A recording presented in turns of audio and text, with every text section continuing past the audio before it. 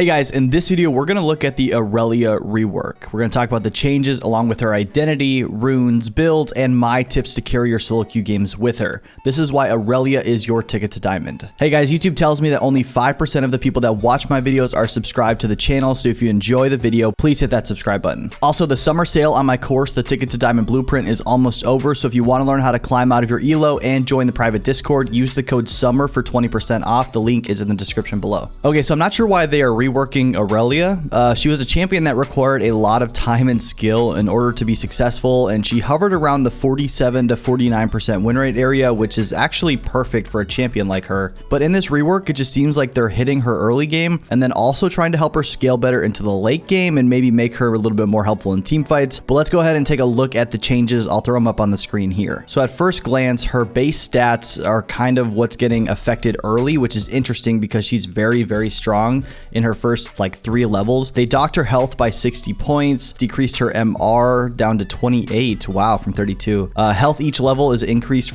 to 110 from 95, so she will gain that HP back. Let's see, what is that? A 15 difference, and that's 60. So over 4 levels. Okay, so they're basically nerfing her first 3 levels, and then level 4 is when she'll get back to normal. For her passive, this is a big one. This is probably one of the bigger changes that they made. They decreased the max passive stacks to 4 from 5. So in the past, you would need to use 5 abilities or 5 auto attacks to get that passive up, but now it's only 4. My guess is they're trying to make her champion a little bit more accessible to lower elo players instead of just having one tricks and high elo play her, and decreasing the amount of stacks she needs is actually a great way to do that. But to compensate for it being easier to proc her passive, the attack speed was decreased. Let's see, 7.5 based on level from 8. Okay, it wasn't, the attack speed's still the same. The damage is what they decreased even more, down to 10 to 61, 30% bonus AD, from 15 to 66, 25%. So again, it's lower earlier because it starts at 10 and from 15, but it scales better because now it's 30% of your bonus AD instead of 25% of the bonus AD.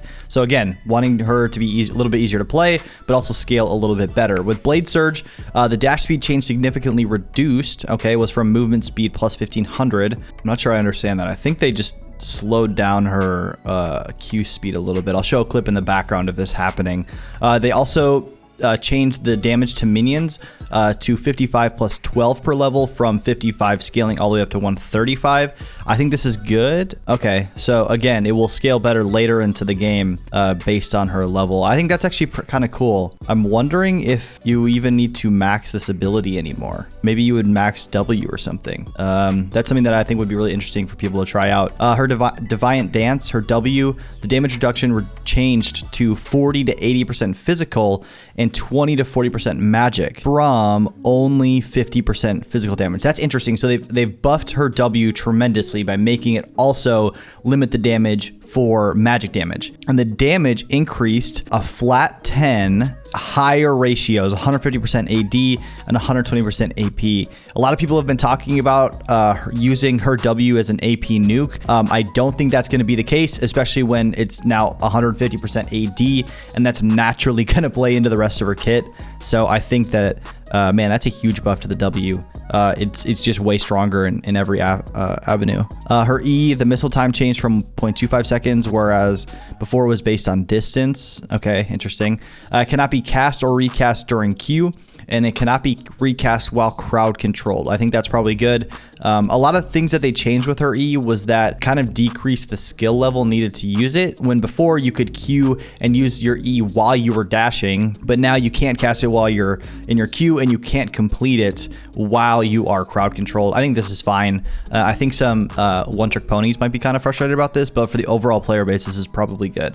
And then for her R, it's the same, except that there's this passive Q cooldown reduction from 0.5 to 1.5 to 2.5 as she levels up her ultimate at 6, 11, and level 16. So that's really interesting because I think you could play around maybe maxing something other than Q. Potentially, Q might still just be the one you want to do. If the cooldown isn't going to be reduced with it, I would have to take a look at the specific numbers from that. But overall, it looks like they are trying to make her easier to play. They're nerfing her early game just a little bit, like her first 3 levels. But after that, they want her to scale into more of a late game split pusher and hyper carry, which is interesting. Maybe not a hyper carry in the super late game, but definitely in the mid to later stages stages of the game, around the 3rd and 4th dragon, she's going to be really, really strong. So it's going to be super interesting to see how this actually plays out, because one of the ways that Irelia got ahead was that she would cheese level, 1 and 2, get a kill, and then snowball the game out like from that. But if she doesn't have the power to do that anymore, it kind of changes her playstyle in the early game. So let's go ahead and talk about Irelia's identity quick. So whenever you're playing a champion, you need to understand what their purpose is. And for example, Victor is a wave clear bot that is strong in late game team fights. Garen is great in early 1v1s because of his silence, tankiness, and base damage. And Irelia has an interesting identity. She's a duelist who thrives in situations where she can outplay her opponents by dashing around and doing a lot of damage, similar to Yasuo. But I still don't think that she will be very great in team fights. My guess is that with these changes, Riot is hoping to make it easier to get to your 4 stacks so that you can have more consistent 1v1 potential in a side lane. And because of that, Irelia's identity is a side lane menace who can split push, dive the carries, and flank with her ultimate. She's also a very snowbally champion if she can use through these nerfs, like if she can get an early lead through some sort of cheese play, she will snowball crazy because just with her kit, she will just scale better than she used to. She also wants to get a lead early with a level 2 or level 3 cheese like I just mentioned, and then snowball the game off of that with dives, a 1v1 all-ins, and skirmishes around the minion waves, particularly in the side lane, unless you can group quickly mid to get a pick or two. For Irelia's runes, it's relatively simple, but there are some specific choices that I did want to point out. So you're going to run Conquer because she can stack it very easily with her autos and abilities, which will give her more AD and more healing. Then you can take Triumph for the HP and extra gold, and this can save you for a close tower dive, or if you're in a 1v2 or 2v2 and you need to focus down one enemy before targeting the next. After that, you'll run Legend Alacrity because it grants attack speed, and Last Stand because you'll be fighting all of the time, so having extra damage when you are low will help you finish more kills. And this rune gives more damage than Coup de Grace, especially on Irelia, because of the amount that she's trading and fighting in the early game and the amount that she will be low on HP. For your secondary tree, you have a couple of options. One is going Resolve into harder matchups with more burst. This is great into champions like Set or Riven, and you basically just need to take Bone Plating here to deal with that burst. A lot of other high elo Irelia mains are taking the Inspiration tree with Biscuits and Time Warp Tonic. This gives Irelia even more power in the 1v1 and helps her stay healthy while she's trading 24/7 in the early game. For Irelia's build, it's going to stay relatively the same unless we get some massive item reworks or changes in the future, and please Riot, no more. Your first item is going to be Blade of the Ruined King. This item is great for Irelia because of her high auto attack damage with the use of attack speed and also lifesteal. This item is perfect for her. And one of the things that always gets me when I'm playing against an Irelia is how much she heals, and it always baits me into an all-in because she does so much damage that I'm not expecting while healing 2000 HP and ends up killing me. It's a bit ridiculous. Depending on the matchup, you might want to get Steel Caps or Merc Treads relatively early. If you're going into a ranged matchup, just getting tier 1 boots early can add so much damage because it allows you to stay on top of your opponent. And with Riot nerfing Irelia's dash speed a little bit, you will want to have this added move speed to stay on top of your opponent.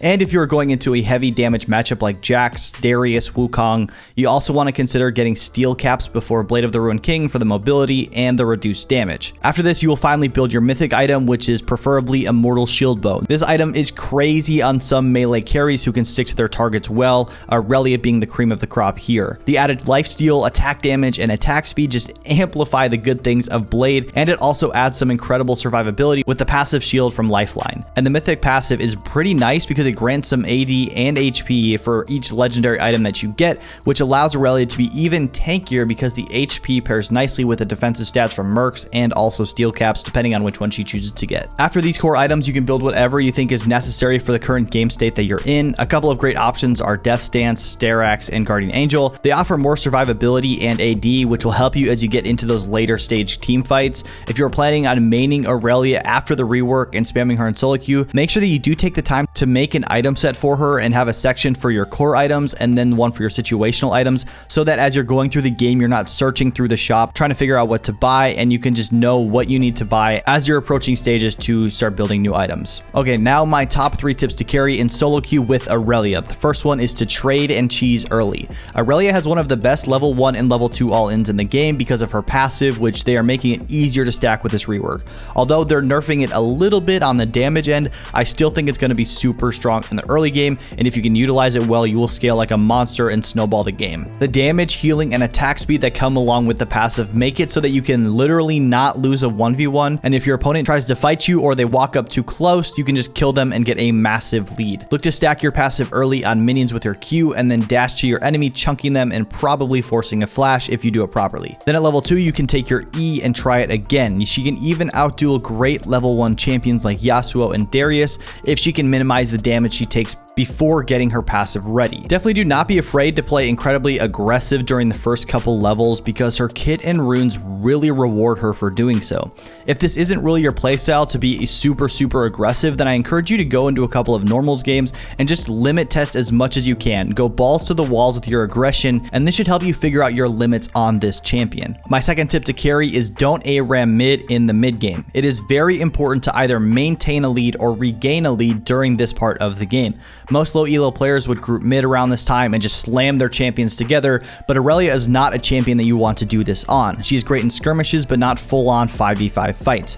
So you will want to get into a side lane and add some pressure on the map, and if you know you can 1v1 or dive the person that's clearing your waves, then don't be afraid to set it up and go for that dive if you see their 4 teammates somewhere else on the map. Otherwise, your goal is to push side lanes, steal jungle camps, and get as big as you can for the team fights that will inevitably break out. And when they do, you want to try and flank into them if your team is setting up a full 5v5 fight. Irelia doesn't have the tankiness or utility to be in the middle of the fight, so dancing around the backline should be your goal. Throw your ultimate out, land your E, and use your passive to dish out some insane damage before disengaging and waiting for your cooldowns. I have to admit that team fighting is not something that I've mastered on this champion, so make sure that your first priority is split pushing, but then try to flank into fights if you must 5v5. My third tip to carry is to prioritize the Rift Herald. The Rift Herald is amazing for split push oriented champions like Irelia, and especially if you have a lead and can dive your opponent, consider getting the Rift Herald to continue your split push on the tier 2 tower. This will allow you to do a couple of things. The first is that you can threaten taking an inhibitor if nobody comes to stop you. The second is that you can drop the Herald and then run to Dragon to help your team. It's sort of like split pushing and team fighting at the same time. It applies so much pressure